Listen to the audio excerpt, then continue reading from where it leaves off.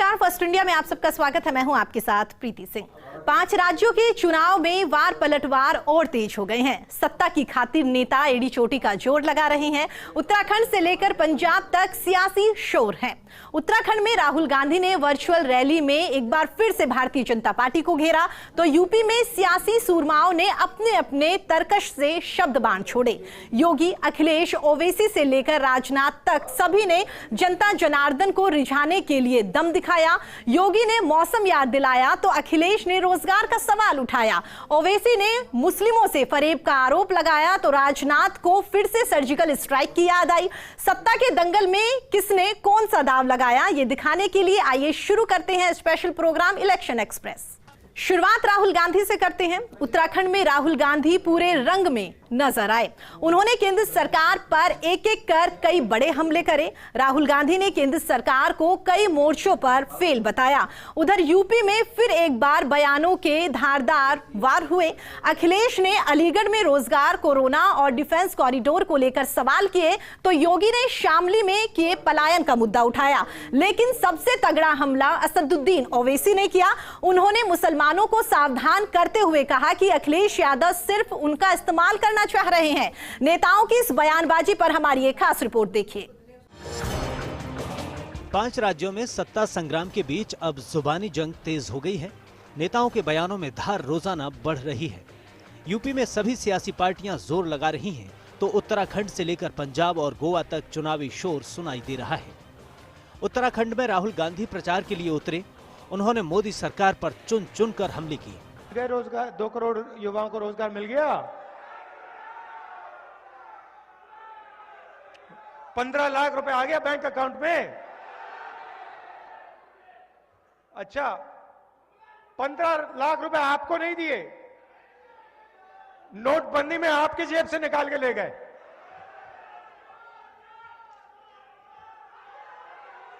Corona के समय देखिए, कोरोना के समय कहते हैं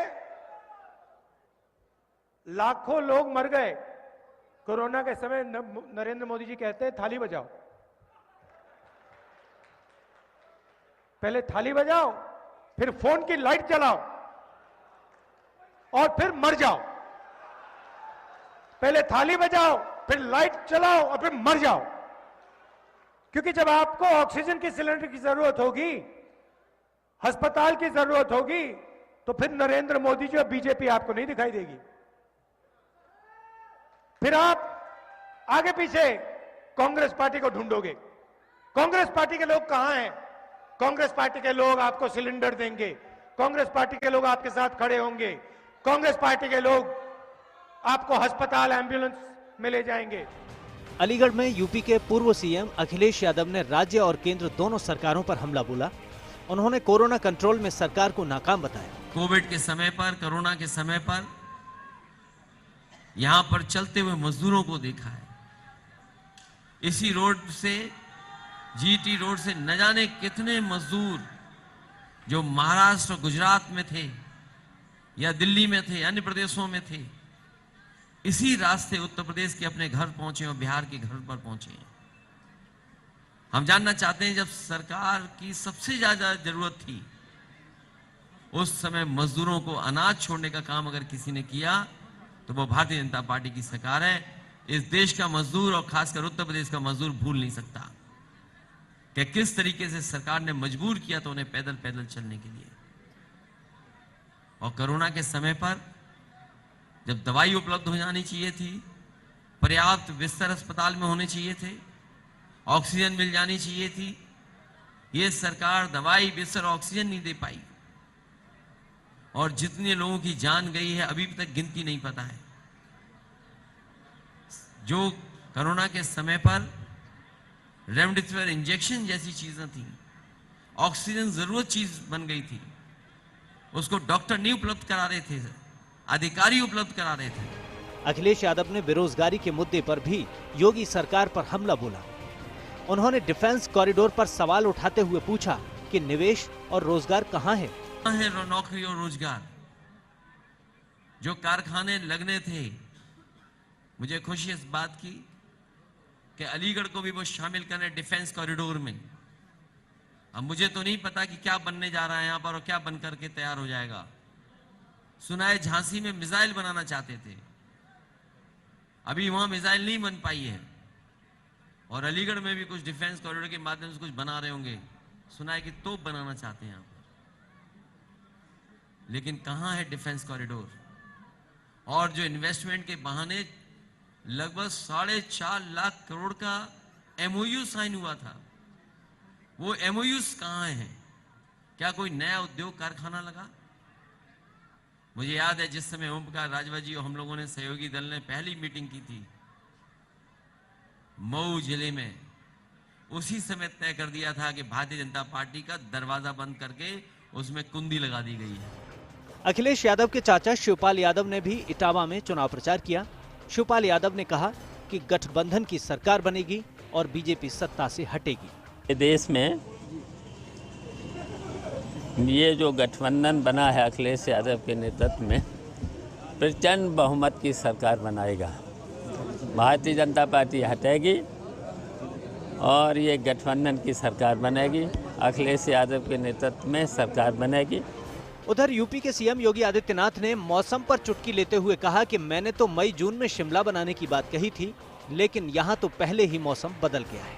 प्रकृति की कितनी कृपा है, कितने सुहावने मौसम में हम सबको इस संवाद के कार्यक्रम के साथ जुड़ने का अवसर प्राप्त हो रहा है। मैंने तो मई जून के लिए कहा था कि मई जून की गर्मी में हम शिमला बनाएंगे,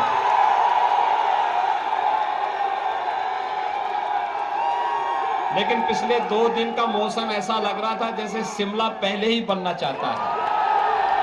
योगी आदित्यनाथ पश्चिमी यूपी में पलायन का मुद्दा बार बार उठा रहे हैं। एक बार फिर उन्होंने पलायन का मुद्दा छेड़कर लोगों की तालियां बटोरी। मैं शामली जनपद में आता हूं तो 5 वर्ष पहले पूरे देश और पूरी दुनिया की नजरें पड़ी थी इस जनपद के केराना और कांधला पर। हर वह भारतीय चिंतित हुआ था जिसे लगता था कि कभी 1990 के दशक में के प्रारंभ में वोट बैंक की राजनीति ने कश्मीर से कश्मीरी पंडितों को प्लान करने के लिए मजबूर किया था, लेकिन 5 वर्ष पहले उसी प्रकार की तुष्टीकरण की नीति उत्तर प्रदेश की राजनीति में हावी हो चुकी थी। आज केराना से पलायन नहीं, कांधला से पलायन नहीं, बल्कि पूर्व पश्चिमी उत्तर प्रदेश की हर बेटी अपने आप को सुरक्षित महसूस कर सकती है। हर बेटी को, हर बहन को सुरक्षा की ये गारंटी अगर किसी ने दिया है तो भाइयों बहनों, भारतीय जनता पार्टी की डबल इंजन की सरकार ने दिया है। बीजेपी के 2 और स्टार प्रचारक यूपी के दंगल में उतरे हैं। इनमें एक हैं रक्षा मंत्री राजनाथ सिंह और दूसरे पार्टी अध्यक्ष जेपी नड्डा। नड्डा ने सरकार की उपलब्धियां गिनाई तो राजनाथ ने सर्जिकल स्ट्राइक्स की याद दिलाई। जाता हूं और जाता हूं तो महिलाएं झुंड की झुंड सड़कों पर अपने दैनिक नित्य क्रम को से निवृत्त होने के लिए सड़कों की तरफ और खेतों की तरफ जाती हैं। ये 60 में कहा था, किसने कहा था? राम मनोहर लोहिया जी ने 60 में। किसी ने सुध नहीं ली, किसी ने नहीं सोचा। नरेंद्र मोदी जी ने 11 करोड़ इज्जत घर बना करके 11 करोड़ महिलाओं को, परिवार को, बच्चों को इज्जत देने का काम किया। यह भी हमको याद रखना है। और इसमें मैं इतना जरूर कहूंगा कि उत्तर प्रदेश में भी 1 करोड़ 95 लाख इज्जत घर बने हैं। यानी उत्तर प्रदेश में 1 करोड़ 95 लाख महिलाएं अपने दैनिक नित्य क्रम के लिए, और बच्चे ये खेत में जाते थे, ये सड़कों पर जाते थे, ये गांव से निकल करके जाते थे, उनको इज्जत प्रदान करने का काम किया तो नरेंद्र मोदी जी ने किया, और उत्तर प्रदेश की धरती पर योगी जी ने उसको उतारा है। ये हम बताएंगे। यह है गरीब, वंचित, पीड़ित, अंतिम पायदान पर खड़े व्यक्ति को जो सशक्तिकरण किया गया है। सौभाग्य योजना, सौभाग्य योजना में बिजली पहुंचाई गई है। कितनों को पहुंचाई गई, कितने घरों में पहुंचाई गई है? 2,62,00,000 घरों में बिजली पहुंची है। यानी 2,62,00,000 घर बिना बिजली के थे। गांव में बिजली थी, उनके घर में नहीं थी, उनको नहीं मिल रही थी बिजली। और उत्तर प्रदेश में यह संख्या 80 लाख है।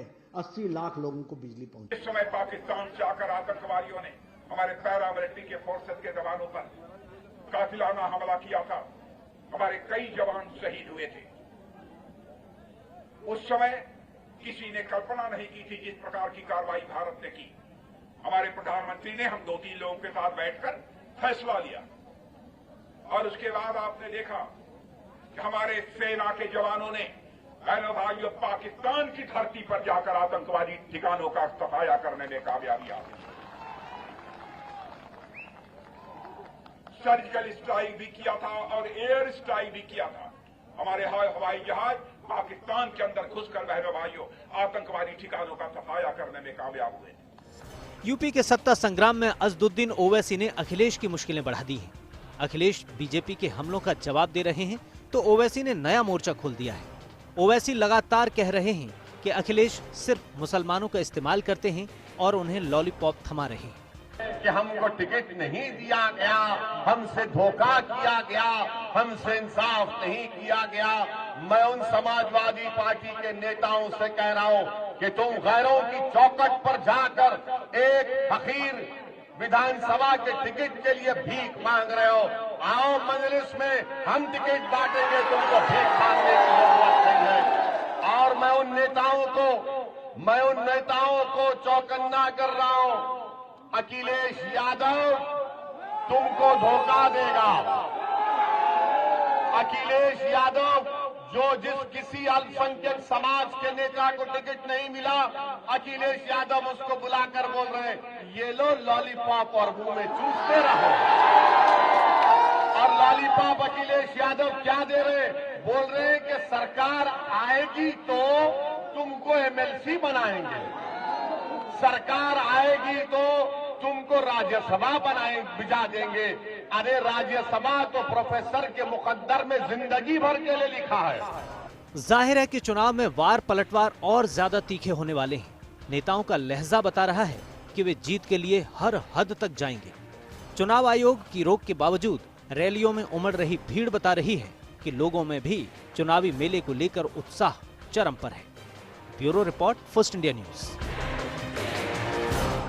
अब हम आपको बताते हैं आखिर भारतीय जनता पार्टी मजबूत स्थिति में क्यों नजर आ रही है। असल में यूपी की अमूमन हर पार्टी पर किसी जाति वर्ग से जुड़े होने का टैग लगा है। इन पार्टियों के साथ मुश्किल ये है कि वक्त के साथ इनमें उतने बदलाव नहीं हुए जितने भारतीय जनता पार्टी ने खुद को बदला है।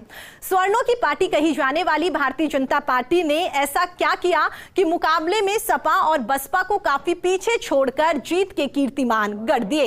असल में भारतीय जनता पार्टी ने समय रहते सपा बसपा को सोशल इंजीनियरिंग के द्वारा आइसोलेट कर दिया। यूपी में बेदम कांग्रेस के बजाय सपा बसपा पर हमले किए। इन दोनों ही पार्टियों को जाति विशेष की पार्टी बताकर अलग थलग किया और सामाजिक समीकरणों को साधा। शायद यही वजह है कि चुनावी लड़ाई में भारतीय जनता पार्टी बाकी पार्टियों से 21 नजर आ रही है।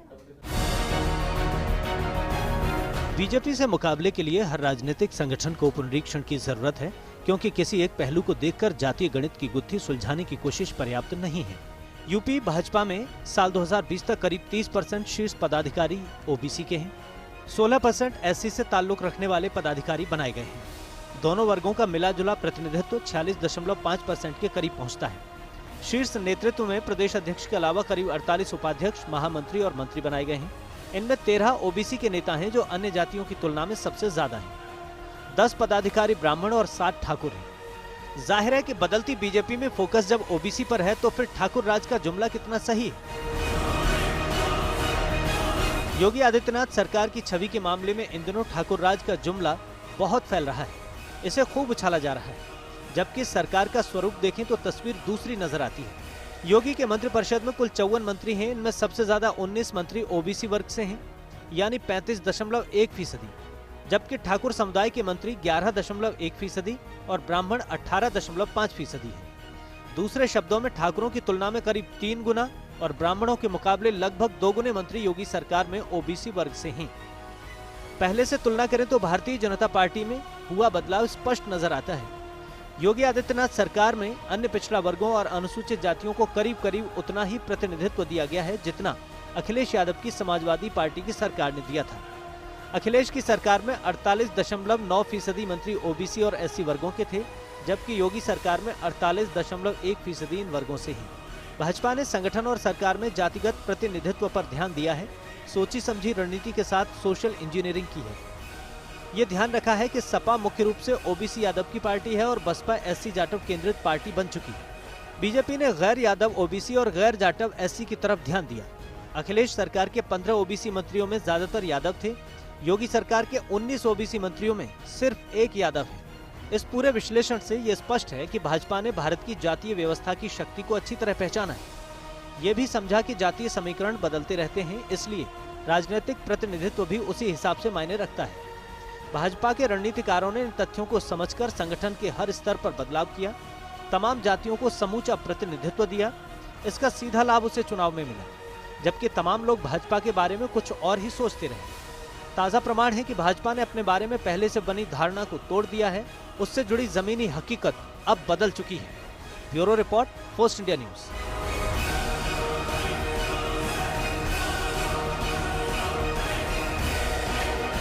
ब्रेक के बाद एक बार फिर आप सभी का स्वागत है। चलिए आगे बढ़ते हैं। अक्सर चुनावों में चौंकाने वाला बुंदेलखंड भी पिछले कुछ वक्त में भारतीय जनता पार्टी के रंग में रंगा हुआ दिखाई देगा। यहां सियासत करवट बदल रही है और ये इलाका भगवा खेमे का गढ़ बनता हुआ नजर आ रहा है। कहा जाता है कि बुंदेलों की सियासी समझ सबसे हटकर है। उनके मन में क्या चल रहा है इसका अंदाजा लगाना बेहद मुश्किल है। जिस क्षेत्र में कभी कांग्रेस का एक छत्र हुआ करता था, फिर ये इलाका बीएसपी का गढ़ बना, लेकिन अचानक भारतीय जनता पार्टी की ओर इस झुकाव की वजह क्या है, इस पर हमारी एक खास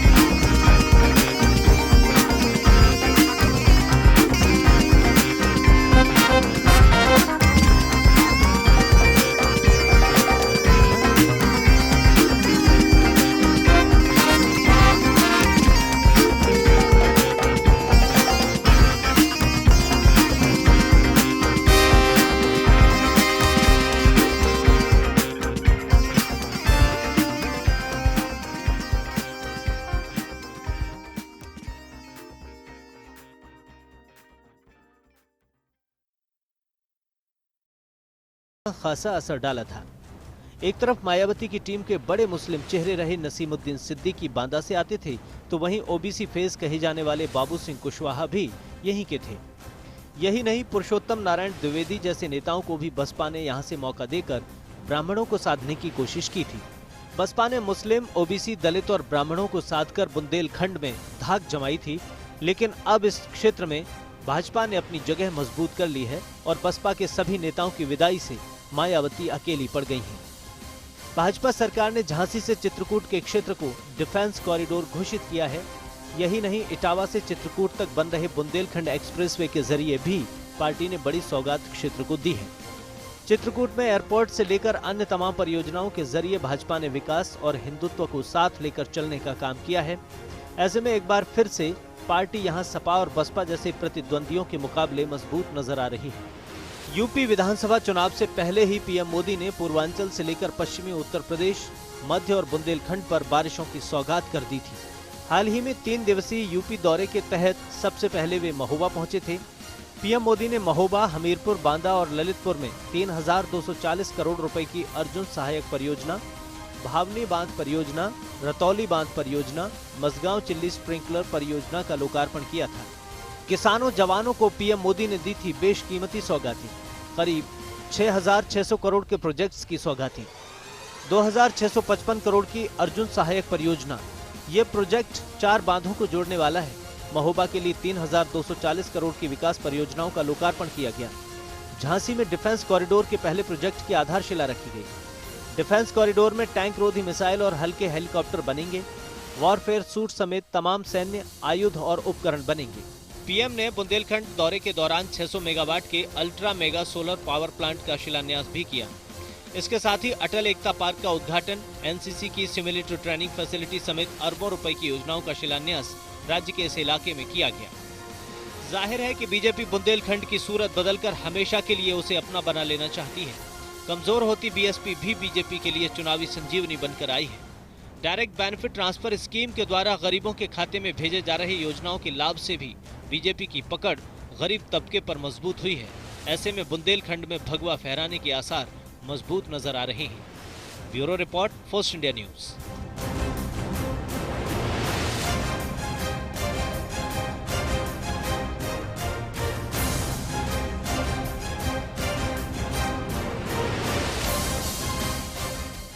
चलिए फिलहाल इलेक्शन एक्सप्रेस में इतना ही। देश और दुनिया की तमाम खबरों के लिए आप देखते रहिए फर्स्ट इंडिया। नमस्कार।